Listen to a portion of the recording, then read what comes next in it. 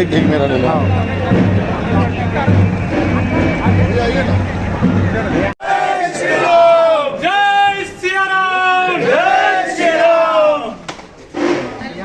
कमल के निशान को, कमल के निशान को, कमल अबू गुर्द के, कमल अबू गुर्द के, कमल अबू गुर्द के, राजा भाई संघर्ष करो।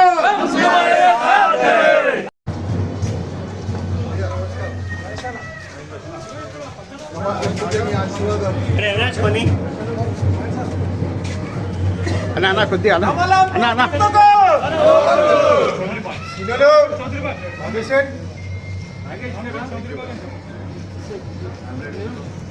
नमस्कार।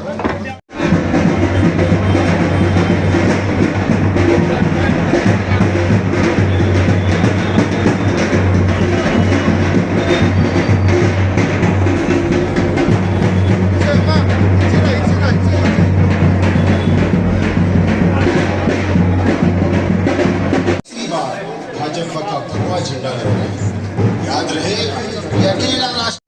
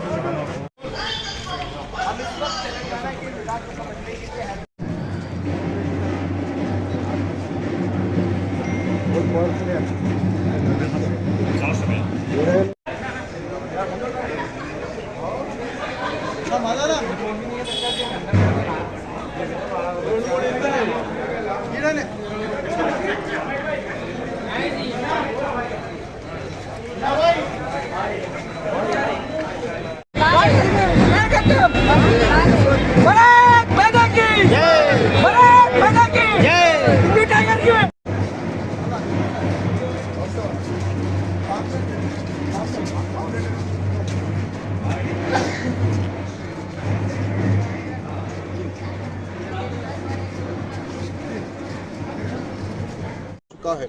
जब तेलंगाना आंध्रा जब डाइवर्ट हुआ 2014 में तो 75,000 करोड़ रुपीस इन कांग्रेसियों ने तेलंगाना के ऊपर कर्जा छोड़ के गया। वो कर्जा कम होने की बजाय आज 75,000 करोड़ 2014 में कर्जा था, लेकिन आज 5 लाख करोड़ रुपए कर्जा हमारे मुख्यमंत्री केसीआर जी ने और उनके बेटे ने और उनके दबाव ने कर दिया। भारतीय जनता पार्टी से ही संभव होगा। डबल इंजन की अगर सरकार तेलंगाना में बनेगी तो डबल डेवलपमेंट होगा।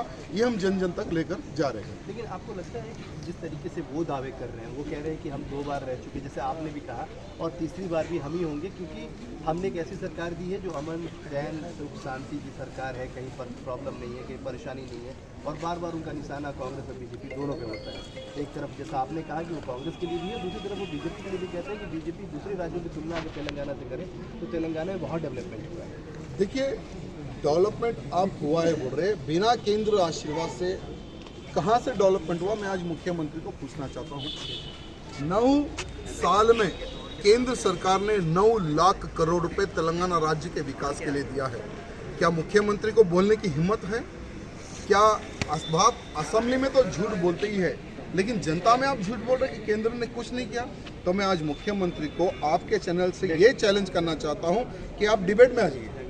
कौन से चौरस्ते पर आना चाहते हो बोलिए, या प्रगति भवन बोलिए, वहाँ आएंगे, या असेंबली में तो खैर असेंबली बंद है, चलो असेंबली के बाहर आ जाइए। हम केंद्र सरकार से जो बजट आया उसका हम प्रूफ लेके बैठेंगे। अगर केंद्र से फंड नहीं आया वो प्रूफ लेकर आप बैठो, मैं आज ही मेरा प्रचार बंद कर लूंगा और घर में बैठ जाऊंगा। आप मुख्यमंत्री को खुली चुनौती दे रहे हैं बहस करने का? 100% मुख्यमंत्री केसीआर को बहस करने की खुली चुनौती दे रहा हूं। अगर वो कहते हैं कि केंद्र से सहयोग नहीं मिला तो मैं चैलेंज करता हूं, 9 लाख करोड़ रुपए का विकास तेलंगाना में केंद्र सरकार ने किया है और हमारे पास प्रूफ है किन किन साल में किन किन डिपार्टमेंटों को किस किस जिला को कितने करोड़ रुपए आए हैं, हमारे पास प्रूफ है। अगर मुख्यमंत्री में दम है तो आ जाए। राजा भाई, ये उनके गृह मंत्री हैं, उन्होंने कहा कि हम इकलौता ऐसे राज्य हैं जहाँ बीजेपी को हम बीजेपी के पीछे नहीं आने देते हैं, हम यहाँ पे कम्युनल पॉलिटिक्स नहीं होने देते हैं। हमने यहाँ इस तरह के हम मैप बना रखा है, रोड मैप, कि चाह के भी बीजेपी अपने एजेंडा साबित नहीं करा पाती है। इस तरह की हमारे गृह मंत्री जी को ये पूछना चाहूँगा कि आप जब से गृह मंत्री बने हो मर्डर का अड्डा बन चुका है तेलंगाना राज्य। हर 2 दिन में, हर 4 दिन में, हर हफ्ते में आपके ही क्षेत्र में, आपके ही ओल्ड सिटी क्षेत्र में मर्डर हो रहे हैं, लूटपाट हो रहा है, बलात्कार हो रहा है। उस विषय में तो हमारे बताइए होम मिनिस्टर जी, आप बताइए कि क्या हो रहा है हमारे तेलंगाना में, लेकिन वो चीज़ में नहीं बताते। लेकिन दुर्भाग्य है कि हमारे तेलंगाना को एक ऐसा होम मिनिस्टर मिला है जो सिर्फ लबर स्टैम्प है, टोटली लबर स्टैम्प है। जैसे कौन स्टैम्प बता रहे हैं? लबर स्टैम्प हमारे ये होम मिनिस्टर साहब, हमारे मोहम्मद अली साहब लबर स्टैम्प है, वो कुछ कर नहीं सकते। जैसे एक समय पहले कांग्रेस के प्रधानमंत्री मनमोहन सिंह जी थे लबर स्टैम्प, वैसे ही हमारे भी होम मिनिस्टर साहब लबर स्टैम्प। आपने कांग्रेस की बात की, इसलिए अजहरुद्दीन ने ये कहा कि बीजेपी में कोई चेहरा नहीं है, इसलिए वो प्रधानमंत्री का चेहरा लेके आते हैं, और प्रधानमंत्री का चेहरा तो 2024 के लिए है, 2023 में क्या है आपके पास, और इसलिए वो कह रहे हैं कि इस बार लड़ाई कांग्रेस वर्सेज बीआरएस की है, आप बीजेपी तो तीसरे नंबर की लड़ाई लड़े और डबल डिजिट में भी नहीं होने वाले। और हमारे अजहरुद्दीन साहब को ये कहना चाहूँगा, पहले आप जीत के उस पर आप विचार करो, कमेंट कम करो। ये क्रिकेट पिच नहीं, ये चुनाव है, ये चुनाव की पिच है, और क्रिकेट पिच में चुनाव की पिच में बहुत अंतर होता है। और यहाँ पर बातों से नहीं, यहाँ पर काम बताना पड़ता है जनता को, आप क्या कर सकते हो, क्या करोगे, तभी आपको वोट मिलेंगे। ये नहीं आप टूटा हुआ बैट लेकर आप बाहर चले जाए तो आपको वोट मिल जाए, ऐसा नहीं मिलेगा। भारतीय जनता पार्टी के पास ऐसे ऐसे चेहरे हैं, अभी तो हम जस्ट प्रारंभ करें, अभी तो अंत बाकी है। हमारे पास प्रधानमंत्री मोदी जी सबसे बड़ा चेहरा, योगी आदित्यनाथ जी सबसे बड़ा चेहरा, आसाम के मुख्यमंत्री सबसे बड़ा चेहरा, अमित शाह जी सबसे बड़ा चेहरा। तेलंगाना में मुख्यमंत्री बनेंगे क्या? मुख्यमंत्री नहीं, हमारे पास बड़े चेहरे ये है, और इन्हीं बड़े चेहरों की वजह से तेलंगाना में भी हमारे बहुत अच्छे अच्छे चेहरे, हमारे किशन रेड्डी जी हैं। तेलंगाना की पॉलिटिक्स को समझने के लिए आपसे हम बात कर रहे हैं, और तेलंगाना को आपसे बेहतर कोई नहीं समझ सकता, इसलिए तेलंगाना में चेहरा कौन होगा उसकी इज्जत जो है उसकी बात हो रही है। आपने जिन चेहरों का नाम आ गया वो तो खुद ही सुघोषित है पद पे, प्रधानमंत्री के पद पे, मुख्यमंत्री के पद पे, जिन जिन चेहरों का बात आपने किया है। तेलंगाना में क्या, तेलंगाना में टी राजा सिंह क्यों नहीं चेहरा हो सकते थे? देखिए, आज तेलंगाना राज्य की आप बात करें तो हमारे पास हमारे पंडित संजय जी है, डॉक्टर लक्ष्मण जी है, किशन रेड्डी जी है, मुरलीधर राव जी है, बहुत अच्छे अच्छे चेहरे हैं। और कांग्रेस के पास एक ही चेहरा है, रेवंत रेड्डी, दूसरा कोई चेहरा नहीं है। क्योंकि भारत में जिस प्रकार से कांग्रेस मुक्त हो चुकी है, तेलंगाना में भी कांग्रेस मुक्त हो जाएगी। उनके पास एक चेहरा है, हमारे पास तो अनेकों चेहरे हैं। कर्नाटक जीत के हमारे, मैं समझता हूँ 2023 का जो चुनाव है, गौशा महल विधानसभा में तीसरी बार फिर से भारतीय जनता पार्टी जीतेगी, भगवा गौशा महल विधानसभा में लहराएगा। बिल्कुल। तो इस बार क्या क्या लग रहा है आपको, कौन से वादे होंगे, कौन सी चीज़ें होंगी? क्योंकि बार बार ये कहा जाता है कि अगर एक बार दोबारा विधायक होते हैं तो तीसरी बार के लिए बड़ा टफ होता है, कई सारे लोग नाराज हो जाते हैं जो आपके अपने होते हैं, उनको कैसे मना रहे हैं? देखिए, मेरा सौभाग्य है कि मैं एक ऐसी विधानसभा से विधायक हूँ जो कि 2 लाख हिंदू है, और 2 लाख हिंदुओं का पूर्ण रूप से आशीर्वाद मेरे ऊपर है, और 25/7 हम लोग जनता की सेवा के लिए उपलब्ध होते हैं।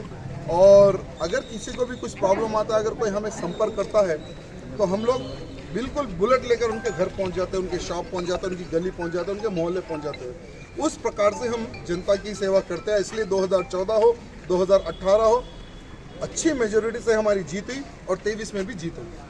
सरकार क्यों नहीं बन पा रही है? क्योंकि आप तो एकदम सही कह रहे हैं, आप जिस तरीके से लगे हुए हैं, आप स्टार प्रचारक की भूमिका में, फायर ब्रांड नेता के तौर पे माना जाता है तेलंगाना में बीजेपी, आप चेहरे के तौर पे, सरकार क्यों नहीं बना पा रही है? देखिए, सरकार यहाँ पे नहीं बनने के थोड़े बहुत रीज़न है, लेकिन उन रीज़नों को अभी दरकिनारा कर रही है तेलंगाना की जनता। तेलंगाना की जनता अभी ये देख रही है कि भाई हमने कांग्रेस को 60 साल दिया है और टीआरएस को हमने 2 बार मौका दिया है। तेलंगाना डेवलपमेंट नहीं हुआ। तेलंगाना को बंगारू तेलंगाना बनाने का हमारे केसीआर का झूठा वादा फेल हुआ। बंगारू तेलंगाना तो नहीं बना। कमल के निशान को वोट दो, कमल के निशान को वोट दो, संघर्ष करो हम तुम्हारे साथ हैं, राजा भाई संघर्ष करो हम तुम्हारे साथ हैं, जीतेगा भाई जीतेगा, राजा भाई जीतेगा, जीतेगा भाई जीतेगा, राजा भाई जीतेगा।